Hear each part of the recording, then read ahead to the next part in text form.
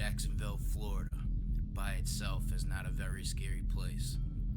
But there is a place north of Jacksonville where fear takes on a tangible form. The place called Riverside Motel. Riverside Motel has been abandoned for years. A casual passerby can find the place near Georgia/Florida border along the US 17. There are two buildings on the lot, making an L shape, the motel on one side and the liquor store to the other. Casual passerby through are several discouraged from seeking and entering the abandoned place, unless you want an adventurous encounter with the flesh rippers of Jacksonville. Going inside the Riverside Motel and getting out alive does not mean you had an adventure. At least not according to our source, who preferred to be called Ed. I feel like a survivor, he told us, as if I had been in a battle for my life and survived. He added, and the worst part is, Stefan doesn't even remember what happened. Ed and his friend went to the Riverside Motel on a dare. What they found inside would haunt Ed forever, while his friend would have no memory of it. That's what having your mind taken over by evil entities would do to you. It happened as soon as we stepped inside one of the rooms, Ed told us. I can't even remember which one it was anymore. First, he fell to his knees, he said. Then, he turned around and his eyes were red. But it did not stop there. As soon as Ed reached his friend, the man reached out and took Ed's wrist, and I saw red everywhere. It was on the walls, on the floor, on the beds, on every surface. It seemed to drip from the windows. I heard a storm right above us, even though I could see sunshine through the windows. And then his friend pulled him to the ground, his bloodshot eyes seeming to look right through him. I knew he wasn't my friend anymore. I knew something had taken over. Ed scrambled back and hit the wall. It was wet, he said. I felt it on my back. I smelled the iron tang of blood. He reached blindly for anything and found an object.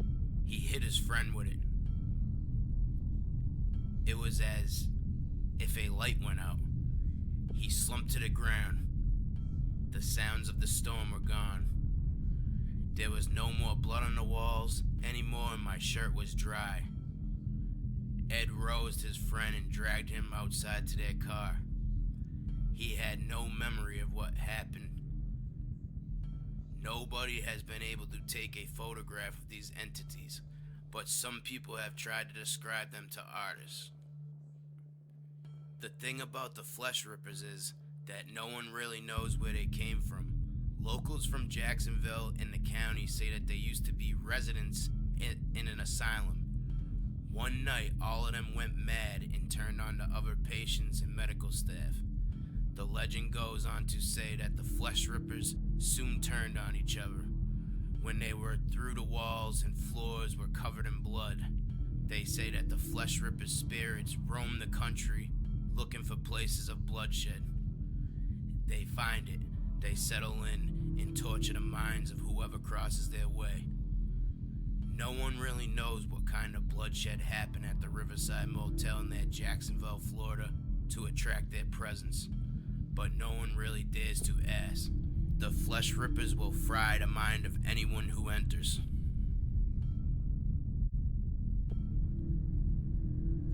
In 1928, the town of Glen Rose became the site of a new hotel called The Glen.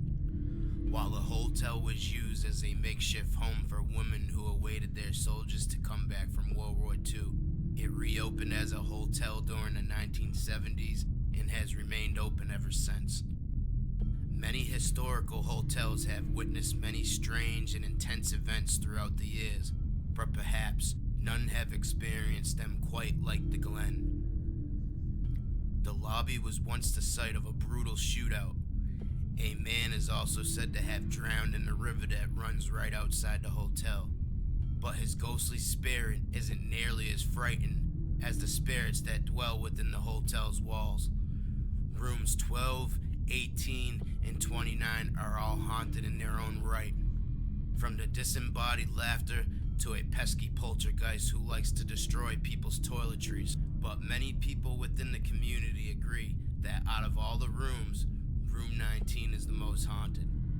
Steve is one individual who experienced the paranormal activity firsthand. A lot of my friends wound up moving to Texas after college, so I visit fairly often, he said. I was in Glen Rose for a wedding and had come back to my hotel room after a night of drinking and general wedding debauchery. When I first walked into the room, it felt extremely cold, abnormally cold. But at the time, I was pretty intoxicated and I couldn't bother to do anything beyond take note of it.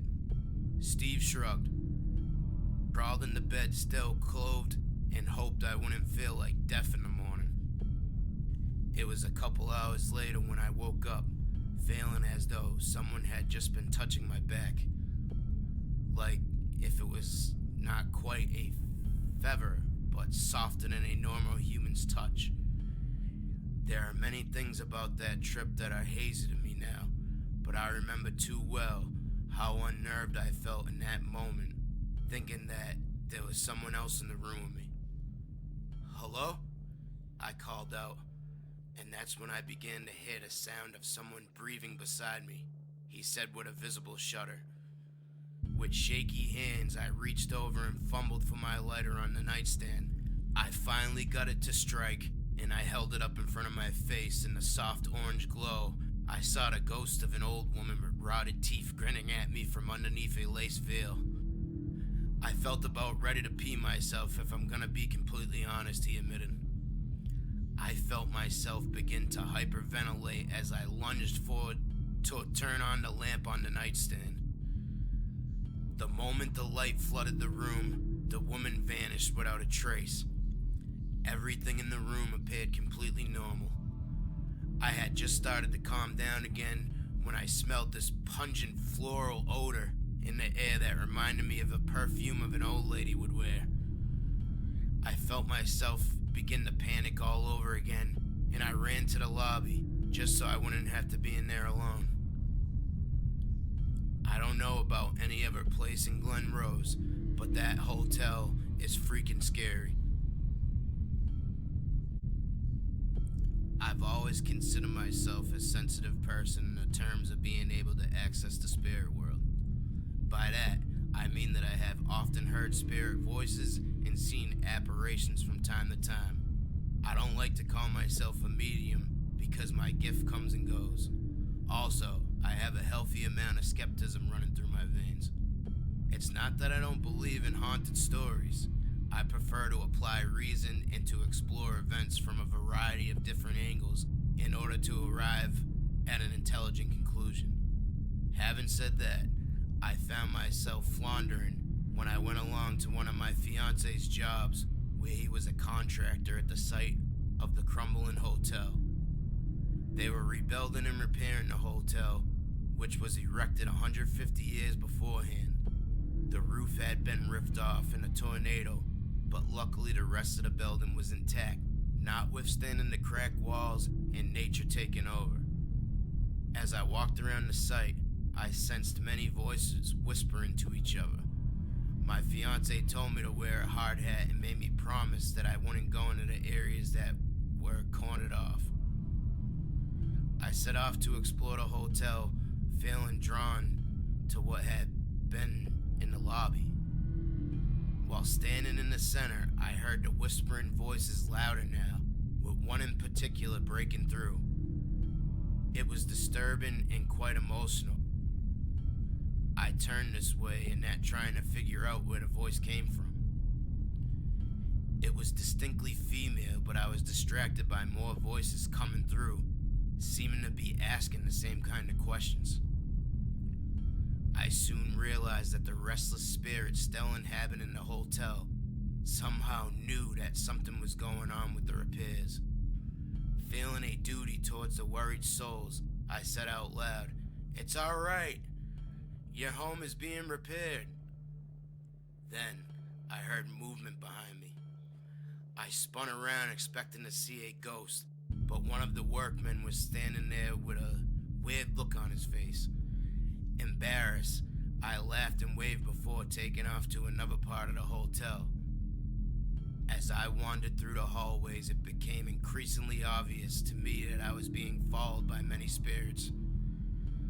My sensitivities were on high alert as the voices continued whispering to me. I marveled at how they responded intelligently to my thoughts.